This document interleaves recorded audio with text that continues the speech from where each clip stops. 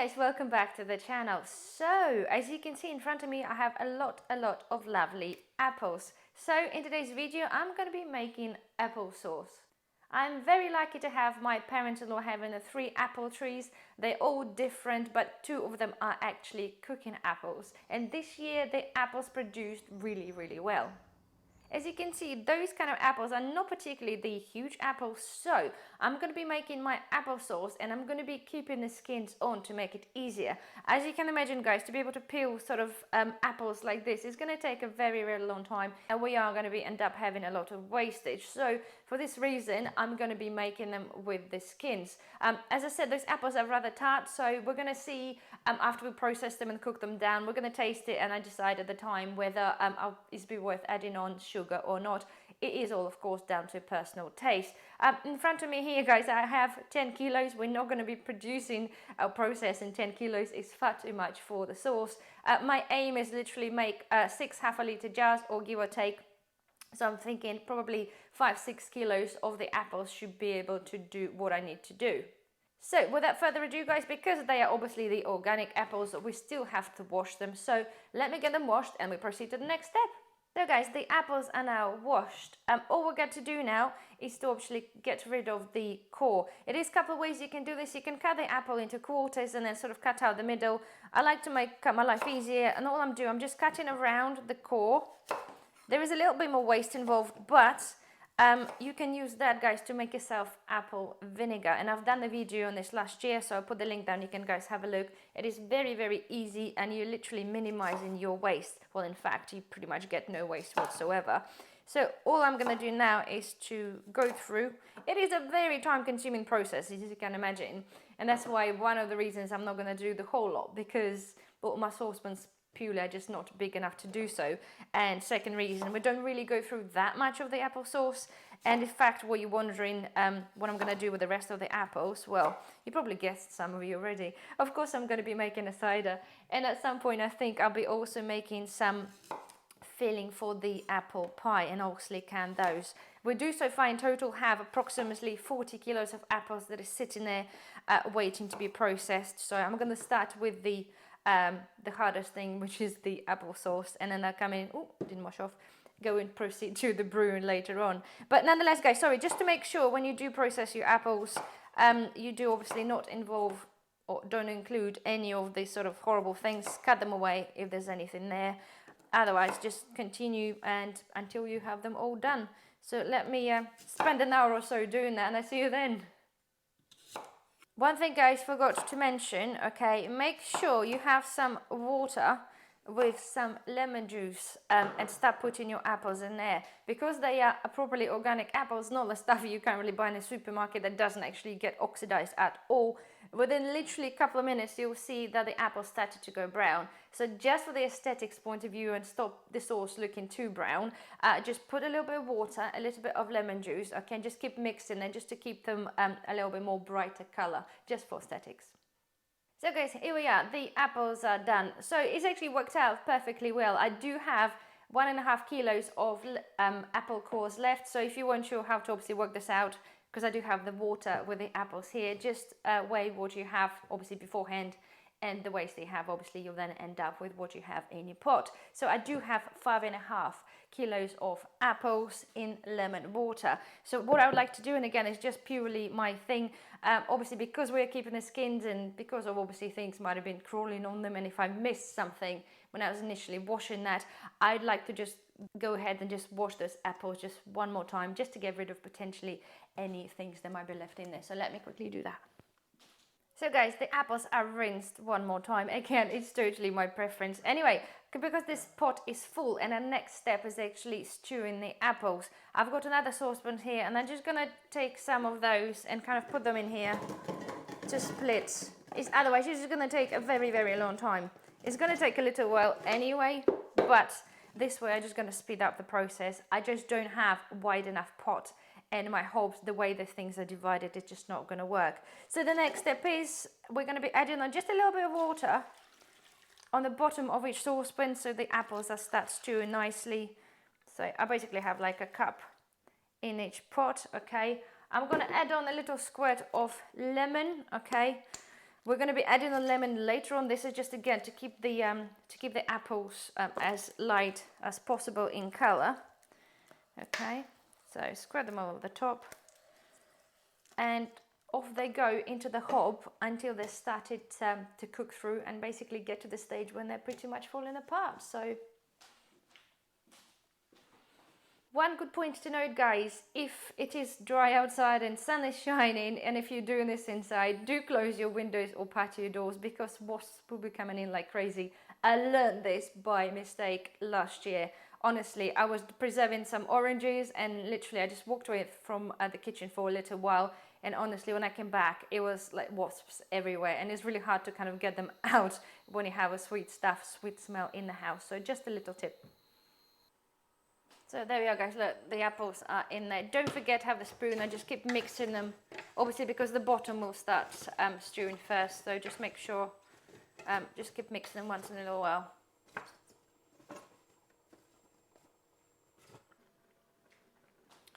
So okay, this is what they look like after 10 minutes. You can see they, hopefully get to see that, they're starting to soften, but not everything is kind of done, and you can see the skins are starting to pretty much fall away from the apple, and the same goes for that one too.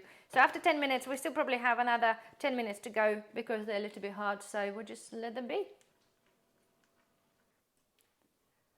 So guys, we had another 5 minutes have passed. I did give it a taste, okay, and it is a little bit sort of one-dimensional and a little bit too tart. So I'm gonna go ahead and add on a cup of sugar because they're kind of split in half. Obviously I'm gonna be mixing this in one batch anyway. I'm gonna add on roughly a cup of sugar to each one of those.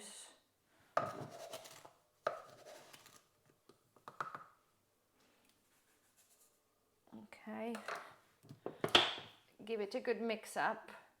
And also as well, because obviously the apples are stewing, they're kind of starting to gently starting to stick to the base, so having a bit of sugar when it melts just going to create that little bit more liquidy consistency. But don't forget, you have to keep mixing that because it will otherwise stick.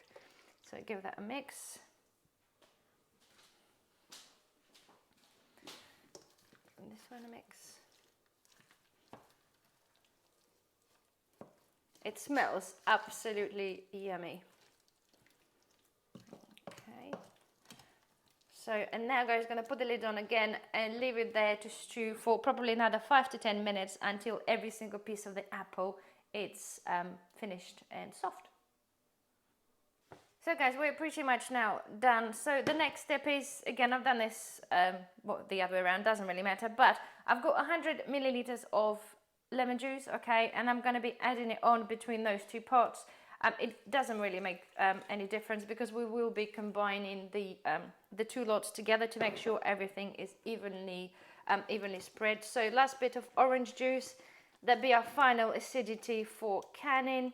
Obviously apples are a high acidity anyway, especially the cooking apples, but as I said, I do like to have quite a tart sauce. Although earlier I added on sugar, but sugar seems to add it on just a little bit more dimension rather than just sweetness, and it kind of brings out the lovely apple flavor. And obviously having this lemon juice in the end, that will give us a really high acidity we want to buff can the apples. So all I'm going to do, guys, now I'm going to just turn them off, and I'm going to let them sit there for a few minutes and cool down, and then we're going to make them into a puree. So guys, this is our sauce. So I'm going to use an immersion blender to blend it. You can use whatever, guys, you want, but the idea is we're going to puree that to the stage that we want it to be at.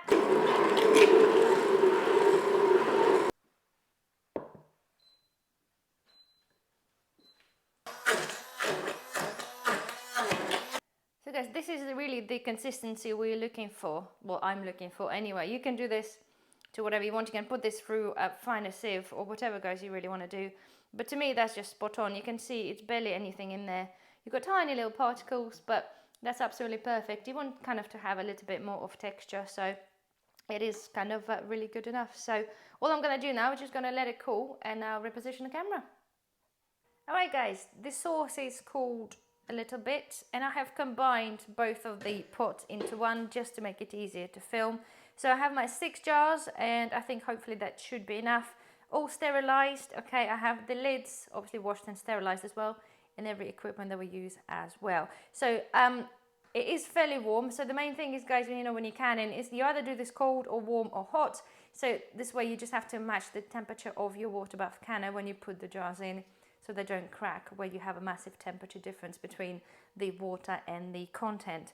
So I am going to be, being me, guys, going to be adding on a tablespoon of lemon juice per jar as well. For from the ball canning book, right, for the similar recipe, they adding on 60 milliliters for 5.5 kilos of lemon juice. I've added on 100, plus we stew the apples with a bit extra, and I'm just still doing extra. This is personal, again, personal choice, guys, but I always like to say I'd be safe than sorry. Again, you don't have to do this. You follow the recipe, say if you want to the T, but I don't see any harm. And I know for fact, many of you guys who message me that you worry about obviously the canning, because, well, if we get something wrong, okay, and the whole idea is that your family will be consuming the stuff that you're producing, so you kind of want to be very sure that nothing gonna go wrong and you're not gonna get the botulism. So having for me, just having extra precautionary steps, it just puts my mind at rest. I know the recipes are tested, but the problem is I see with apples, like with things like tomatoes as well, you can't really 100% tell the acidity of an apple, because there's so many varieties out there. They base this on what? It doesn't actually even tell you the what apples they're using. So to me, there are a lot of apples that are very sweet and might not be as acidic at all. So to me, if you see where I'm coming from, it's best to be safe. So next thing, so I've got the tablespoon of lemon juice in there. I used 2 because this is a half measure, so couldn't find the big one. And all we're going to do is to get our applesauce inside. Good luck. Because it's quite gloopy, it doesn't go in as easy as you would want it to.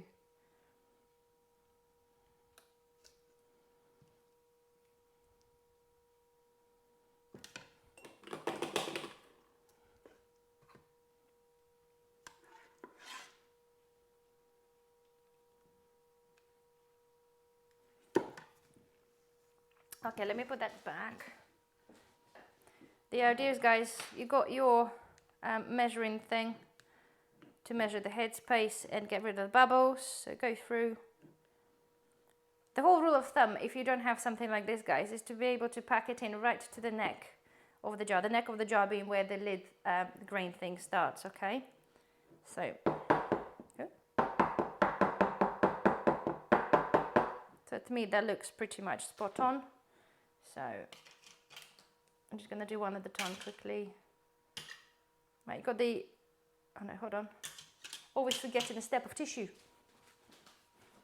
Tissue, make sure the rims are clean to guarantee the seal. Okay, first. Meant to be finger tight, so don't make it overly tight. Okay, let's go with this one.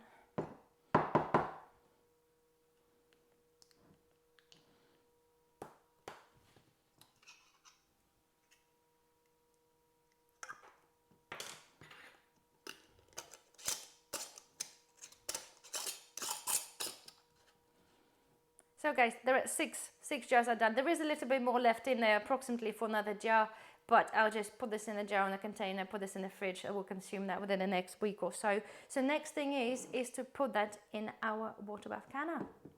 So guys, as you can see, I have some water there already. So I've got the base there as well.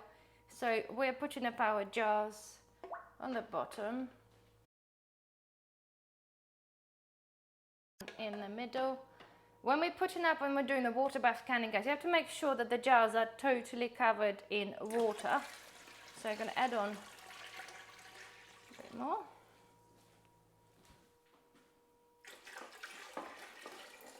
Okay. Here we go. All right, that will do. So we're roughly there.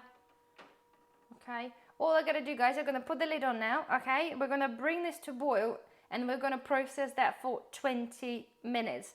But the 20 minutes starts with when the water is boiling, not when I just put the jars in. So guys, I shall see you when it's done.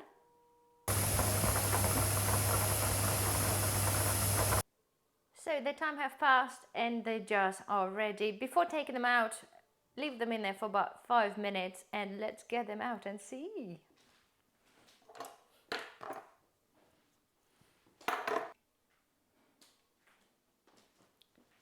They are super hot, so you have to be careful as you do.